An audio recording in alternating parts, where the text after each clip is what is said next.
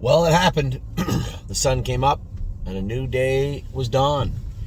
Obviously, down in the dumps yesterday after the race. And you know what?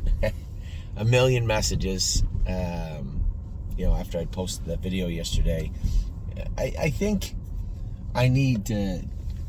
I didn't articulate it well enough exactly why I was upset. Listen, I knew a blink of an eye before they said go. When I looked left and saw the 3 and 4 off the gate, I looked right quick out of my eye and saw the other horse coming out of there. I knew I was going out of there. And I knew if I couldn't loop the 1 and 2 going into the first turn, I was done.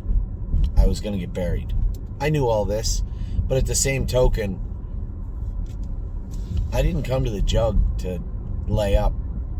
You guys know me well enough by now to know that I spent my life as a driver in almost every way, taking risks and understanding, poorly calculating, but calculating risks and knowing that if things didn't work out the way I saw them in my head, that it would reflect poorly on me.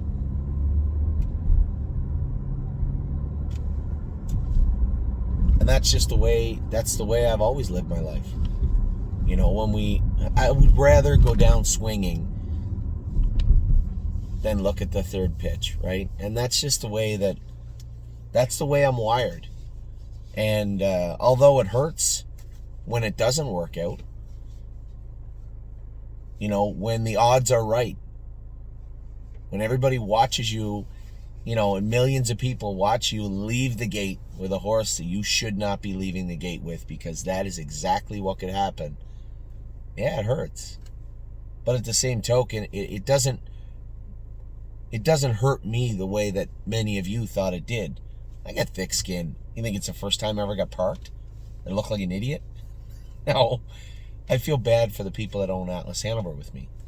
I feel bad for the stable. I feel bad for our clients. That's who I felt bad for. I feel bad for Atlas Hanover. Don't feel bad for me. I'm a big boy. Oh, boo-hoo. I got parked. You look stupid.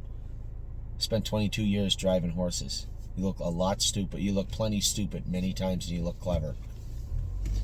And, that's the reality of the situation. Is this game is wonderful, but it's tough sometimes, right? And that's the way it is. I mean, the takeaway is simple from yesterday. We took a horse that didn't really belong in the Little Brown Jug, made it in the final, got beat a nose or a head for second in the elimination.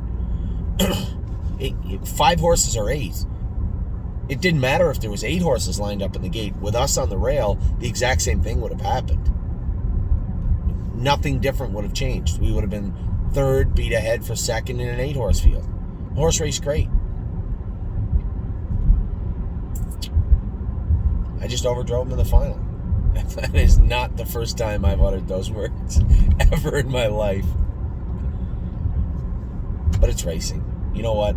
I got to drive home and sulk for 5 hours the whole way home. I get to watch Cunning Connie finish second,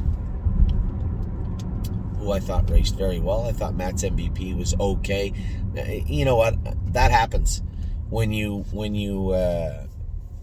it doesn't very often happen with James, but when you leave with a horse out of the 10 hole, especially his first start back, you take a little bit of that away from him.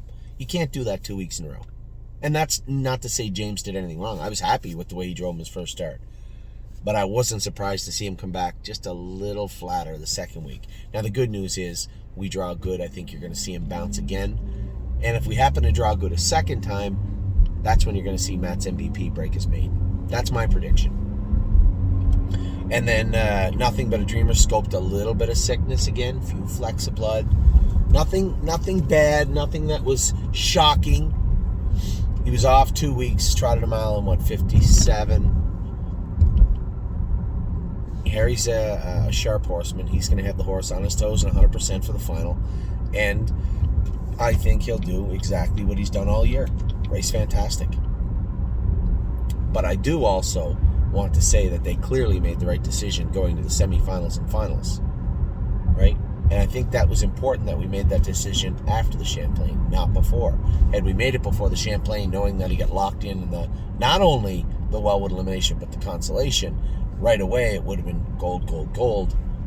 I think by just taking a breath and watching, watching the Champlain led us to the right decision, which was semifinals and consolation. And that was more Harry than Anthony. I left it completely up to Harry. So the right decision was made there 100%. Got a number of horses racing over the next few days. Obviously, now that I'm done whining about getting parked, what about Crantini? We got a horse in the Mohawk Millions in a day. So I can't wait to see how that plays out. We got Grace tonight. We got a number of horses racing today, tomorrow, and then next week we have the $300,000 finals in Ohio. We have a lot going on, and that bleeds directly into Lexington. So a lot of people... Please wait while we verify. Yes, I'm getting a car wash. That's right. I'm going to try and wash the filth from myself in the shower and my car. A lot of people asking me about Ontario. So this is what we're going to do. We're going to set up an Ontario bucket, and we're going to allow me to put horses into that bucket from Lexington, from the Ontario Select and don't forget about Sunday sale also. From the Sunday sale and from the London sale coming up. So that's what we're going to do in regards to the sales, in regards to the horses. I'll get Eric and Wendy on that today. We'll get a bucket up and ready to go for you guys this afternoon. Daniel Cordina from Australia is in town for the Mohawk Millions and for the Lexington sale. Can't wait to talk to him tonight, meet with him. A lot going on. Stable, good or bad, race to race, will not stop marching forward. And I'm happy about that today. So, I'll talk to you all very soon. Again, thank you for the kind words and messages. I'm a big boy. I've learned a long time ago how to turn the page, and it has been turned. Take care.